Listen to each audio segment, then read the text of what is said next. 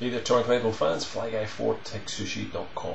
We just gave you a look at this guy, the Ironmonger Build-A-Figure from the Marvel Legends Iron Man Wave 2. Well, you need the whole wave to basically make this guy. But we just showed you that, and the next figure we're going back down the line, so this is number 6 in the collection. This is Iron Patriot, probably the next favourite of mine, I have to say. So the packaging is pretty slim overall, it's not too big. Lieutenant Colonel James Rhodes is basically what it's worded as, rather than call it Iron Patriot, but that's the armour that he is.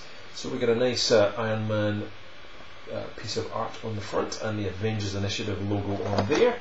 On the back you've got the same logo, great looking piece of comic art there.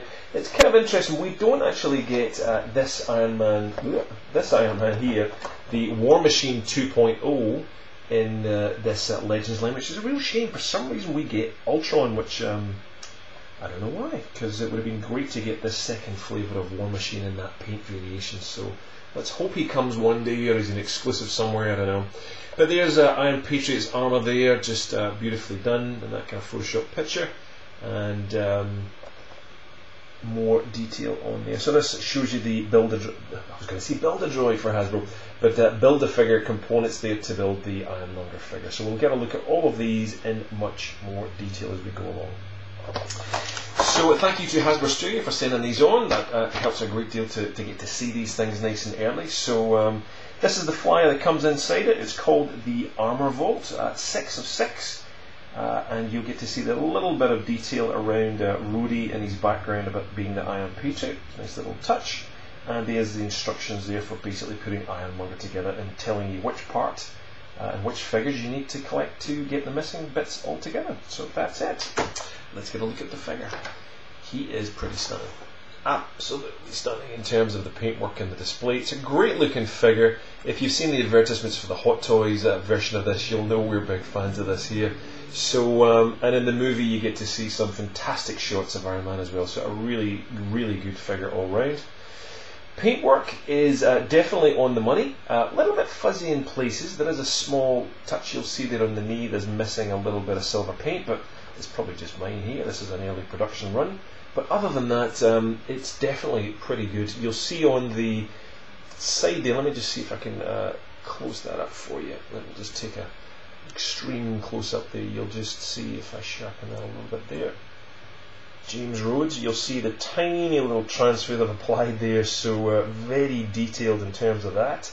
On his wrist there, or his forearm, and the FF and the code underneath, so lots of tiny little transfers being applied. In terms of his sculpt, it's pretty fantastic, I have to say. So loving it, love the design of it. It looks beautiful. This roughly 6 inch figure really packs a punch, and when we wait for that Hot Toys, this is the best thing you can get. Not being a fan of the Assemblers line, as I'm sure many of you haven't been either. I mean, it's really more towards a younger age group than this is, but these Marvel Legends are definitely ones you want to get. So these will not last long on shelves. I can guarantee this guy certainly won't as well. So it's going to make it a little bit difficult for you if you want to get that amazing looking Ironmonger figure. You're going to have to grab the full set and be quick, because I can guarantee people will just pick up this Iron Patriot. If they just want one figure, they're going to grab this guy, that's for sure. So it comes with 2 peg holes on the back. You can basically move that gun component around. Let me give you a little bit of a closer look at that there. So it's on a swivel hook there, and you'll also see a hinge. So it seems a little misaligned to me. I think in some ways that perhaps should have been moulded with a peg on the other side and moved around. It seems a little off kilter there, but look, it works. You'll see if I move it around to the other side, it sits a little bit more in line with how it should be. So not quite sure what's going on there, but it works. So we get this gun placement on Rhodey there. You'll see all the detail on his the gun itself. It's pretty straightforward and pretty solid too, so even younger kids won't have too much of a problem. They won't damage it too easily. So it rotates and moves around and bends, so there's plenty of movement on that. You can style it and pose it the way you want, but he just looks badass. So there's loads of articulation on this guy. Again, you get great poses for him. As you can see, there's lots and lots of joints there, but just to take you through, he does have a ball jointed head with a fair bit of movement as well, so that back and forth rocker on that hinge, as well as getting a full 360. You can just see the hinge there underneath.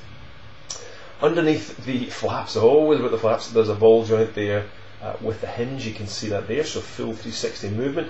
You'll see on the side of the elbow there, if I turn it around, he's got double jointed elbows. So again, loads and loads of movement on that, which really helps considering there's a lot of armour on the figure, so it's a little difficult to move. And one place where you can see the difficulty to move is on the wrist there. There's actually a joint which allows the wrist to go back, but obviously because of this piece of armour at the front, it restricts it. So you can, however, get the hand to go a little bit forward. There you go, if you understand what I mean. So you can make a punch there. So it's a little bit limited with armour, but considering it's got so much armour on it, there's still plenty of room there. So, as I said, double joint on the elbows gives it plenty of movement. On the torso, you've got loads of movement as well. Clicks around like an old power droid from Star Wars. So plenty of movement there. On the hips, you'll see ball joint with a hinge, or a pin on those hips, I should say. And on the knees, we've got double jointed knees. I believe it's double jointed. It is. There we go. So you can just see that double joint on there. So again, plenty of movement. Again, considering lots of armour, plenty of movement for them. And on the ankles, we're a little bit limited here, but you can move that around just as a... It's kind of limited by the piece that's just covering that ankle there, but you'll just see that I've bent that around, and you can just about make the hinge under there. So again, that is plenty of movement on that. So for a 6-inch figure, absolutely articulated. There's nothing really missing on that in that terms of front, but it's just the design of this figure. You really want to get this one, so definitely pick up Iron Patriot. So thanks again to Hasbro, and check out our next review. We're going to go back down, as I said, we'll count through the rest of those figures, and there's some great ones yet to come, so definitely check them out. If you like it, leave a comment below, or you can join us on facebook.com/TekSushi, twitter.com/TekSushi, and we're on Google Plus too under TekSushi. And we've gone currently mad with Iron Man, so if you're into Iron Man and Iron Patriot, there's loads of photos and wallpapers and all sorts of stuff we've put on most of our pages, Facebook definitely, and Google Plus as well, so check them out. Stay tuned for more Iron Man reviews coming up just after this. Cheers.